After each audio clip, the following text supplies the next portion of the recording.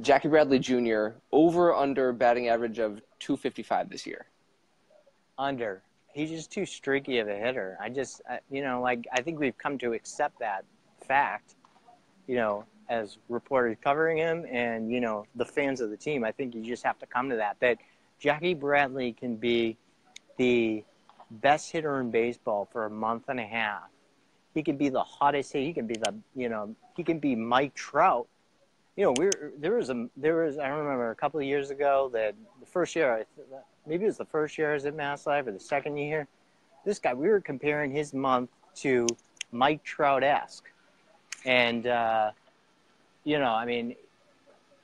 but he always gets in, he always slumps. And I think that the thing with Jackie last year was when you look at him and when he slumps, he always has power when he slumps, except last year in the second half. He didn't. So I look at Jackie and I say that even if he hit, and I say below 255, but I say he's still going to be important to the team, and because he's going to be playing a productive defense, and he still can produce that power in doubles and home runs. And so if you look at below 255 for Jackie Bradley, that's not a bad thing. It's just the player that he is, and unless it's like second half where he's not producing the power as well. Because I remember I was talking to somebody about Andrew Benintendi's May slump last year, and they're like,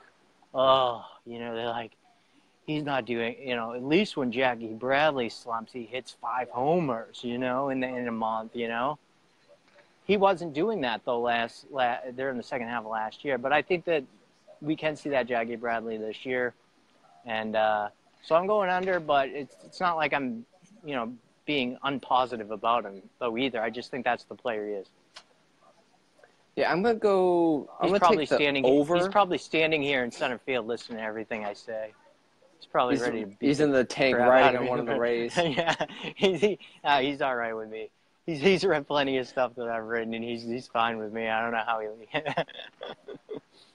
So, when the trade rumors came about for Jackie Bradley, again, this is just a hunch on me. You're the analysis guy, I'm the hunch guy.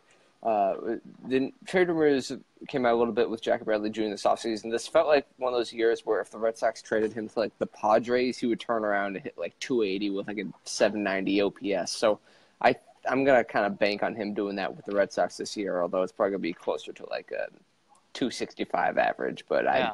If I was a Red Sox fan, I'd take that. Can we just bring up one thing not on the over-under with Jackie Bradley?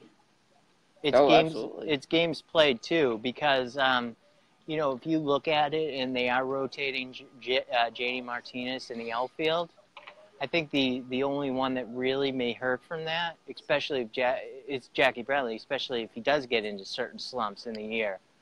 So like you're not gonna, everybody talks about how like Alex Cora has said like, oh, he's gonna get rest for everybody. Well, he's not going to take Mookie Betts and Benintendi out of the lineup that they're not going to, they're going to play less than 150 games. I just don't see that. So, I mean, yeah, maybe they'll rotate those guys at, the DH position at times.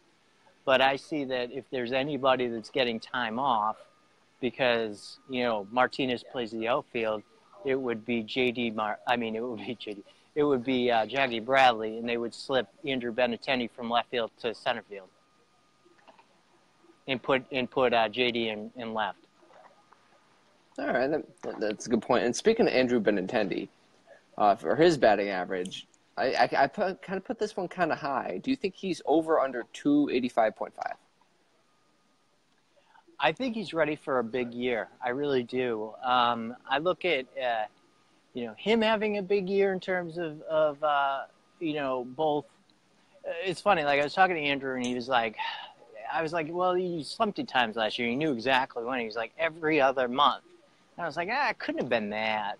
I know he had a bad April. And then I went back and I looked at his numbers, and he was correct. It was every other month. Like, even when he was, like, really hot in August, and then he just completely fell off in September. So it was really, like, he was good in April, he was good in June, he was good in August, and then he was bad every other month. And so I think he's going to have more consistency completely this year. And so I would think that he's like a 290 something hitter this year. So what was your thing? You said 285? 285. Yeah, I'd put him over that. I think he's going to be in the 290s this year.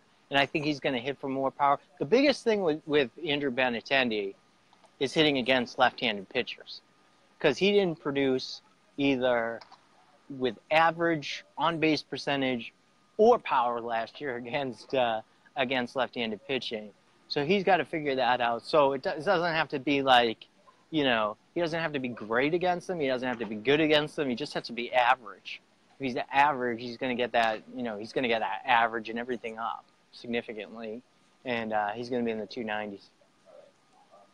All right, I think I'm going to have him taking the under. It's kind of the reason I bumped it up, because I think I have him in like 275, 280. Like, I think maybe it'll be one more year until Andrew Benintendi really breaks out. This feels like one of those instances where like we're kind of waiting on it, and a lot of people think that this is the year that happens. I think maybe one more year until like he really figures it out. It would be fantastic for the Red Sox if it just breaks out with hits 325 home runs, and it's just like Mookie Betts Part 2. But I think it might be a little bit longer until that.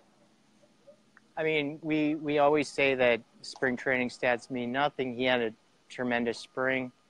I guess we always say spring training stats mean nothing unless somebody's really bad or somebody's really good, right? I mean, I don't know. So I don't know. We'll see with him, but I think he's gonna. Yeah, I could see 290, but you're going under. I'll go over. All right, and a guy who's kind of been forgotten, who hasn't really been talked much about this year, is Xander Bogaerts. Do you think he's a 300 hitter? Because I have it at 299.5. I've always thought he was a 300 hitter. I always thought he was a batting champ. That's what's frustrated me about him the past couple of years. In 2015, he had a complete year, from start to finish, and he batted 320 something.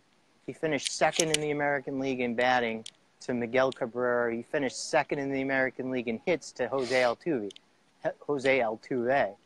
That's the player that he is. I don't know what happened in the second half both of these past 2 years. People blame injuries.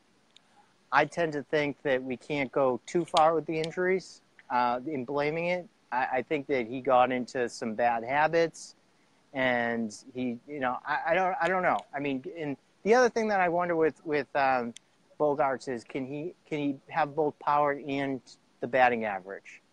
And when I saw him so good in 2015, he was driving the ball the other way. He's a doubles hitter. If you look at his batting average with runners in scoring position and 2 outs and all that stuff in 2015, he was awesome, and he was hitting in the third spot. So I think it's going to be a good year for him, just because. And so I'm going to go over, because I think it's going to be a good year for him, because I think Alex likes him a lot, and it really believes in his ability. And when people believe in Xander, then he's a better player. We saw that, we've seen him become a better player when he was hitting third in the lineup. When he was pushed to certain other spots, maybe not so much. We've seen when a manager seems to have confidence in him, he seems to thrive in that way. There's been a lot of things that Alex has worked on him with, defensively. And, from day one, from the first press conference, Alex met with the media just like, just a group of us after he got done speaking, at the podium or whatever, at the table at the front after his introductory press.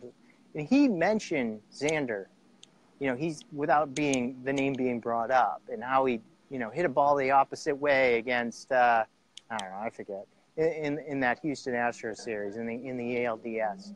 And he's like, that's Xander. He's got to go the opposite way and do this. And I think he's just excited to work with him, because, and it's funny, because I asked Alex this the other day. I said, you watched a bunch of games before you were, even before he worked with ESPN. He watched a bunch of Red Sox games. And I know some of that might have had to do with his close relationship with Rusty Castillo. But he also said that he became a fan of the Red Sox because of his time playing here. And so, when he retired, he watched a lot of the Red Sox. So I'm assuming he's seen a lot of Xander Bogaerts, and he saw that 2015. He saw a lot of games in 2015 where Xander was really good, and he knows the potential. And I think that we're finally going to see that potential reached again, like it was in 2015, again this year. So I'm going over. Yeah, I'm going to go with the over as well. I think, like you mentioned, the relationship with Alex Cora, I think this is one of those instances where a change of coaching staff will help him. I think just kind of getting in a different environment. I think that the Alex Cora as a manager is probably going to be more helpful for a guy like Xander Bogaerts to just go from wire to wire to have the year that everyone knows that he can have, because he's just been he's past the point where he's is that the young prospect type coming up. He's getting to the point where well, where is it? We're yeah. We saw, like I said, we saw it in 2015, and we need to see it again. Yeah. And another person made a point to me. I think it was Scott Lauber at the winter meetings. I'm sure they all appreciate me bringing up their names on the videos. But we were talking about Xander, just kind of his second halves and what he was as a player. And he said to me, he goes, you know what, maybe he's not career level or, Lindor, but he still is you'd still rank him like the fourth best shortstop in baseball. So that's what's frustrating, is that he should be, you feel like he should be up in the Lindor type, but he still is the fourth best. And, I just hate, I hate to the injury excuse, and he never used it himself. But Dombrowski said, he maybe got into some of those bad habits last year because, he was compensating because of the hand and stuff like that. So maybe the injury had a lot to do with it last year. I don't know. But he could just be a better overall player. And I think Alex has stressed that to him, from day one of meeting him, that you've got to be better on defense. You've got to be better on offense.